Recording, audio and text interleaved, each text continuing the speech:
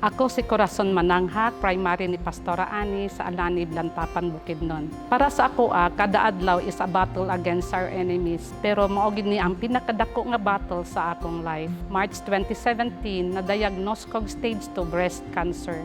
I undergo operation. Gitanggal ang akong right breast. Human sa akong operation, nag-undergo na pod kog chemotherapy.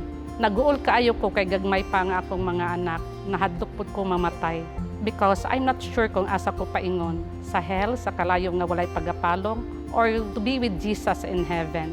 Sa una, dili ko gaampo. Dili pod ko gabasa og Bible. I have no deeper relationship with God. But that time, I prayed to God sincerely og naghangyo jud ko nga iya jud kong ayuhon sa akong cancer. Pag-abot sa akong 4th cycle of chemotherapy, ning surrender na ko kay dili na kaya sa akong lawas. Everyday nagakaluya na jud ko. Pero my husband Erwin, iya jud kong ginaingnan nga dili jud mo surrender kay naa si God, nga ayuhon jud ko ni God. So nagpadayon ko, but things got worse. 3 days human sa akong 6th chemotherapy, I had a complication. I was so sick. Naglisod na jud ko og ginhawa. Dili na nako ma-open ang akong mata ug baba sa kaluya. Abi na ko mao na gid tong akong katapusan.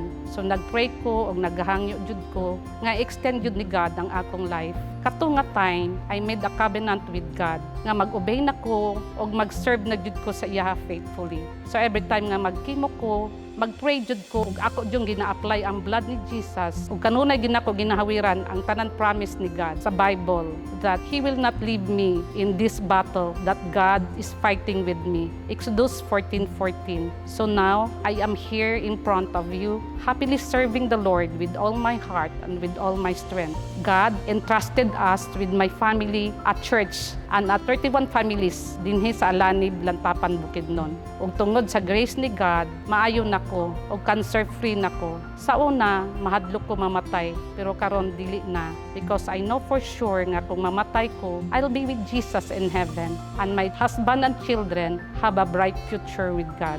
Kabalupod ko nga dako pa jud kayong plan si God sa akong life. So thank you and God bless us all.